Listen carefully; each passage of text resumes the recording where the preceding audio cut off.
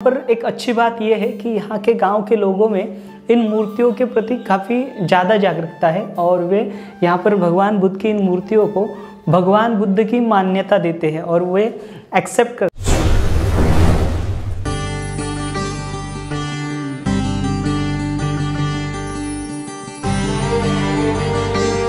सुप्पबुद्धं पबुज्जन्ति सदा गौतमा सावका एसं दिवाच रतोच निच्चं बुद्धगता सती। जिसकी दिन रात हर समय बुद्ध विषयक स्मृति बनी रहती है, वे गौतम भगवान बुद्ध के श्रावक सदैव भली भांति प्रबुद्ध जागृत बने रहते हैं।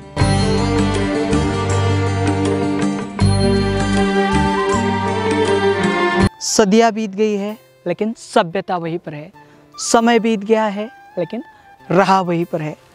जय भीम, नमो बुद्धाय। स्वागत है आप सभी का आपके चहेते चैनल पर जिसका नाम है बोधिसत्व। इस चैनल के माध्यम से आपको प्रियदर्शी चक्रवर्ती सम्राट अशोक इनके द्वारा निर्माण किए गए प्राचीन बौद्ध स्तूप हो या फिर स्मारक हो, जिनका निर्माण कार्य प्रियदर्शी सम्राट अशोक इनके बाद में भी हजारों वर्ष तक किया गया, ऐसे वीरान और अनदेखे बौद्ध स्थल यह जो चैनल है आपको दिखाने की कोशिश कर रहे हैं। हम जानकारी ले रहे हैं तमिलनाडु राज्य की, और तमिलनाडु राज्य के यह जो वीरान और अनदेखे बौद्ध स्थल है वह आपके सामने रखने की कोशिश कर रहे हैं। आज का यह वीडियो तमिलनाडु राज्य के सालेम जिले के थलईवसल नाम का जो मंडल है, यहाँ पर के थियागनुर नाम का जो गांव है, थियागनुर, देखिए यहाँ पर ये जो गांव है बहुत ही महत्वपूर्ण है। यहाँ पर दो भगवान बुद्ध की जो मूर्तियाँ हैं वे यहाँ से प्राप्त होती है। यहाँ पर एक जो मूर्ति है वे खेत में पड़ी थी, उसे हाल में उसका संवर्धन किया है और उसे एक आधुनिक विहार में स्थापित किया गया है। और जो दूसरी मूर्ति है इस गाँव में यहाँ पर एक प्राचीन मंदिर है। इस प्राचीन मंदिर में यहाँ पर दूसरी जो मूर्ति है बहुत ही विशाल है। यहाँ पर तमिलनाडु राज्य की अब तक की सबसे बड़ी विशाल मूर्ति जो है वे यहाँ पर हमें दिखाई देगी। इस मूर्ति में यहाँ पर भगवान बुद्ध की बड़ी बड़ी जो भुजाएं हैं वे हमें देखने को मिलेगी। तो हम चलेंगे यहाँ पर थियागनुर यहाँ पर और इसकी ऐतिहासिक जानकारी लेने की कोशिश करने वाले। तो चलिए आज का वीडियो शुरू करते हैं।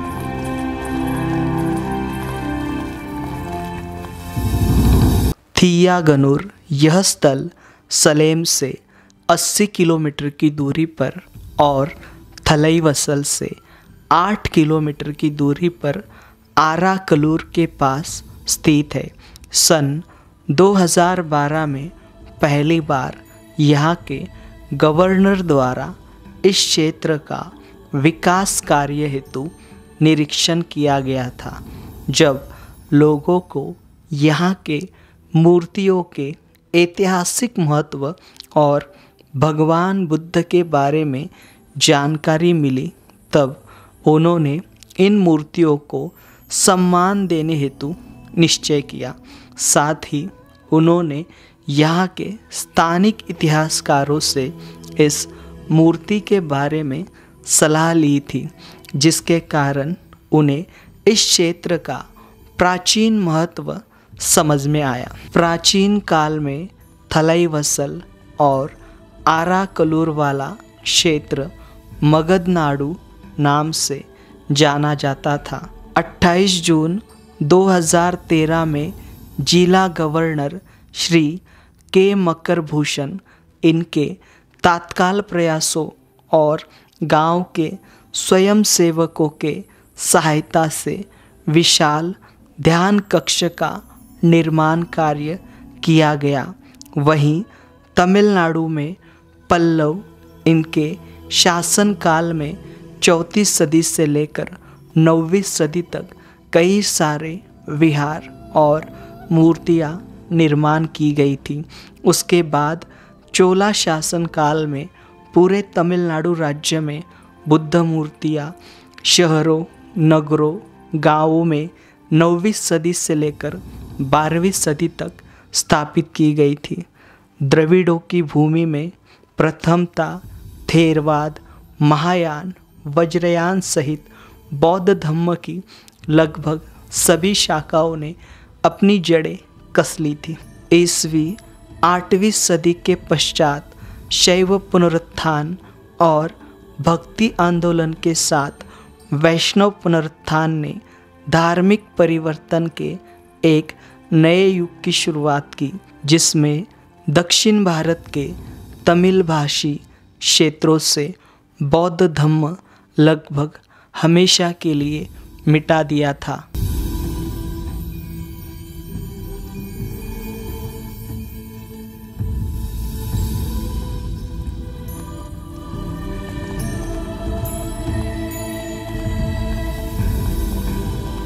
हम आए हुए हैं तमिलनाडु राज्य के थियागनूर इस गांव में, जो कि थलईवसल मंडल में आता है और सालेम जिले में आता है। देखिए यहाँ पर ये आधुनिक चैत्य विहार देख पा रहे हो। कुछ सालों पहले यहाँ पर जो बुद्ध मूर्ति खेतों में वीरान पड़ी थी, उसे देखिए इस प्रकार से आश्रय मिला हुआ है। इस आधुनिक स्मारक में भी दोनों तरफ सिंह लगाए गए हैं और चैत्यनुमा जो आकार है इस स्मारक को वह दिया गया है, यानी सांची के स्तूप जैसा। देखिए यहाँ पर ये बहुत बड़ी और विशाल जो मूर्ति है वो आपको दिखाई दे रही है। देखिए यहाँ पर मेडिटेशन करने के लिए, चैंटिंग करने के लिए इसकी जो रचना है आधुनिक विहार की वह की गई है। इसके कारण जो वॉइस है वो गूंज रही है। देखिए यह मूर्ति खेत में पड़ी थी और खेत में से उठाकर इसे यहाँ पर बिठा दिया गया, इसे यहाँ पर स्थापित किया गया। यहाँ पर खेत में जब पड़ी थी उसके इर्द गिर्द स्मारक का जो स्मारकीय ढांचा जो था वह वहाँ पर स्थित था। आज भी अगर जिस स्थान से इस मूर्ति को लाया गया है वहाँ पर जाएंगे तो वहाँ पर हमें कुछ जो अवशेष है वो दिखाई देंगे। देखिए ये जो मूल मूर्ति का जो कलर है ये अभी अलग है, पहले अलग था। जो पहले कलर था ओरिजिनल जो पत्थर है पत्थर का कलर था, लेकिन अभी इस मूर्ति को जो ब्लैक कलर लगाया गया है इसके कारण अभी आपको ये ब्लैक स्टोन जैसे दिखाई दे रही है, लेकिन ये पत्थर जो है वो अलग है, वो यहीं का पत्थर है। और ये जो मूर्ति है यह देखिए ध्यानस्थ मूर्ति है। और इस ध्यानस्थ मूर्ति में अब देखिए इसकी जो रचना है यह ऊपर आपको भगवान बुद्ध के सर के ऊपर ऊष्णिशा दिखाई दे रही है, उनके घुंघराले बाल दिखाई दे रहे हैं, साथ ही साथ टीका है। और देखिए उनकी जो यहाँ पर आप उनके कान देख सकते हो और साथ ही साथ ये चिवर की जो मार्किंग है वो आप देख सकते हो। और साथ ही साथ यहाँ पर देखिए धम्म चक्र बना हुआ था जो कि 32 लक्षणों में से एक है, वो भी मिट गया है। और देखिए जो आसन है बहुत ही नायाब आसन जो है वो दिखाई देता है। यहाँ पर देखिए ऐसे यहाँ पर इन मूर्ति के ऊपर थोड़ी श्रीलंकन छाप दिखाई देती है। मतलब यहाँ पर एक समय ऐसा था श्रीलंका का और ये जो तमिल प्रदेश है इसका एक गहरा नाता रहा है, अटूट नाता रहा है। उसके कारण थोड़ी बहुत जो छाप है श्रीलंकन छाप इन मूर्तियों पर हमें दिखाई देती है। ये जो मूर्ति आप देख पा रहे हो यह मूर्ति लगभग 9वीं शताब्दी कलाभद्रा नाम की यहाँ पर जो डायनेस्टी थी जो कि 6ठी से 9वीं शताब्दी तक थी। और उन्होंने बौद्ध धर्म और जैन धर्म को यहाँ पर उन्होंने राजाश्रय दिया था। ये मूर्ति देख सकते हो अभी आप, पूरा काला कलर देने के कारण अभी ये पूरे हमें इस कैमरे में आपको ब्लैक दिखाई देती है। और इसके नीचे ये लोटस पेडेस्टल जो है, ये लोटस पेडेस्टल भी 2013 में लगाया गया है। और यहाँ पर के जिनके खेत में ये थी मूर्ति और साथ ही साथ ये जो गाँव वाले हैं इनके माध्यम से यहाँ पर ये जो मूर्ति है इस मूर्ति की प्रतिष्ठापना की गई। यहाँ पर देखिए यहाँ के जो लोग हैं मतलब वीक में एक बार यहाँ पर ध्यान करते और वंदना लेते हैं। आप देख सकते हो यहाँ पर फूल चढ़े हुए हैं और इन फूलों को चढ़कर 3 से 4 दिनों का अवधि हो चुका है। यहाँ पर मतलब यहाँ पर प्रैक्टिस जो है वो की जाती है। देखिए इस प्रकार से यहाँ पर भगवान बुद्ध की मूर्ति को हार और साथ ही साथ जो कमल वाला जो पूरा प्रवेश द्वार है, धम्म चक्र बनाया है। तो बहुत बढ़िया अच्छी सोच है यहाँ पर लोगों की, जो कि लोग इस प्रकार से इन मूर्तियों को अभी देखें यहाँ पर ऐसे संजो के रख रहे हैं। अभी यहाँ पर दूसरा मंदिर है, बाहर रास्ते पर आपने देखा होगा आते समय, वहाँ पर चलेंगे।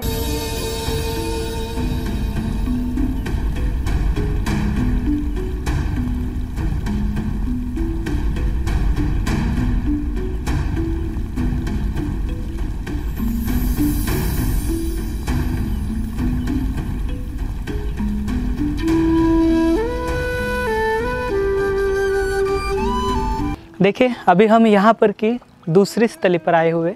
यहाँ पर आप ये मंदिर देख सकते हो। इस मंदिर के अंदर यहाँ पर दूसरी जो मूर्ति है वे हमें दिखाई देती है। आइए यहाँ पर ये जो मूर्ति है बहुत विशाल मूर्ति है और इस मंदिर का जो स्ट्रक्चर है वो भी बहुत ही विशाल है। यहाँ पर हम आभार व्यक्त करेंगे गोविंद राज सर जी का। गोविंद राज सर ने यहाँ पर ये जो टेम्पल है, टेम्पल के केयर टेकर है और इन्हीं के पास की रहती है। अगर आप यहाँ पर थिया गनूर में आओगे तो इनसे संपर्क ज़रूर करें। इनका नंबर भी हम दे देंगे, आप संपर्क कांटेक्ट हाँ, टेम्पल केयर टेकर है।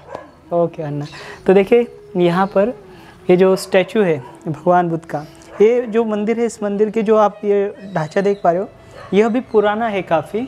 आइए यहाँ पर ये देखिए, ये मंदिर देखिए, इस मंदिर का स्ट्रक्चर देखिए, ये भी काफ़ी पुराना स्ट्रक्चर है मंदिर का। और ये मंदिर में गर्भगृह में ये विशालतम मूर्ति आप देख पा रहे हो। और ये विशाल मूर्ति देखिए बहुत ही लाजवाब है।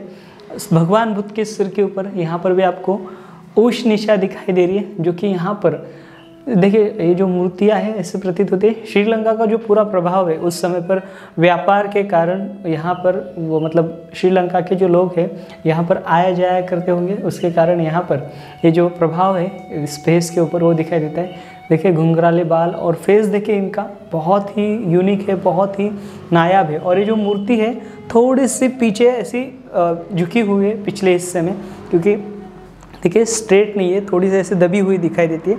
और ये जो मूर्ति है, इस मूर्ति की हाइट लगभग देखिए 7-1 फीट की है।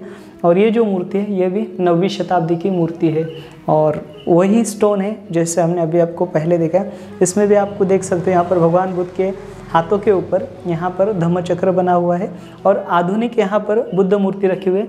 और यहाँ पर एक अच्छी बात यह है कि यहाँ के गांव के लोगों में इन मूर्तियों के प्रति काफ़ी ज़्यादा जागरूकता है और वे यहाँ पर भगवान बुद्ध की इन मूर्तियों को भगवान बुद्ध की मान्यता देते हैं और वे एक्सेप्ट करते हैं, ये मान्य करते हैं कि ये बुद्ध की मूर्ति है और वे इसे जिस स्वरूप में अभी है उस स्वरूप में वे पूजते हैं। तो ये बहुत ही अच्छी बात है यहाँ पर इस क्षेत्र में।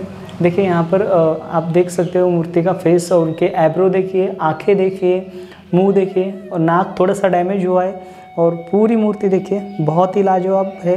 पूरा इसका जो चिवर है अभी फ़िलहाल यहाँ पर जो भगवा वस्त्र है वो डाला हुआ है, यानी चिवर ही जो पहनाने का जो प्रयत्न है यहाँ के गांव के लोगों द्वारा, स्थानिकों द्वारा यहाँ पर किया गया है। और इस प्रकार से तमिलनाडु राज्य में जो बुद्ध धम्म है फिर से अपनी नई शाखाओं के साथ, नई तरंगों के साथ ज़मीन में से बाहर आकर उभर रहा है। और आने वाले समय में ये यहाँ पर ना जाने कितने लोगों को ये प्रेरणा देगा और देता ही रहेगा, क्योंकि इस मूर्ति को देखकर, इस मूर्ति का जो इतिहास है वो खोजने का जो प्रयास है यहाँ की कौम ज़रूर करेगी, क्योंकि यहाँ की कौम पढ़ी लिखी है। तो यहाँ पर आप गूगल पे देखोगे तो गूगल पर इस मूर्ति को as a Buddha statue consider किया गया है। तो इससे आप अंदाज़ा लगा सकते हो। और ये मूर्ति की जो भुजाएँ है बहुत काफ़ी बड़ी भुजाएँ है। देखिए उनके हाथ जो है बहुत बड़े हैं, इसकी हाइट तो है ही है, लेकिन ये ऐसे मैं अभी इसे प्रत्यक्ष रूप से देख रहा हूँ तो मेरे शरीर पर रोंगटे खड़े हो उठे हैं। अगर आप यहाँ पर इसे अभी आप इस वीडियो के ज़रिए देख रहे हो, लेकिन प्रत्यक्ष रूप से देखोगे तो रोंगटे खड़े होंगे। ऐसे प्रतीत होगा एक मानव रूपी जो मानव जो है वह हमारे सामने बैठे, यानी स्वयं बुद्ध जो है हमारे सामने बैठे, ऐसे प्रतीत होता है। तो यहाँ पर थोड़ा सा देखिए इस ये वाली मूर्ति को और वो वाली मूर्ति को थोड़ा सा जो कोयला है वो कोयला लगाया है, काला कलर, और ऑयल घिसा गया था, लेकिन इस मूर्ति में मात्रा कम है। और स्पष्ट रूप से आप चिवर देख सकते हो। ये वाइट स्टोन जो है इसका, यहाँ का ग्रेनाइट का जो स्टोन है, उस ग्रेनाइट के स्टोन में यहाँ पर ग्रेनाइट मार्बल है शायद से, उसके अंदर ये जो मूर्ति है, इस मूर्ति का जो निर्माण कार्य है उस समय पर 8वीं-9वीं शताब्दी में जो है वो किया गया था। यहाँ पर इसकी निश्चितता नहीं बताई जाती कि कौन से डायनेस्टी में या फिर किसने राजश्रेय दिया था या किसके काल में इसे निर्माण किया गया होगा, क्योंकि यहाँ पर किसी भी प्रकार का जो लेख है वो पाया नहीं गया।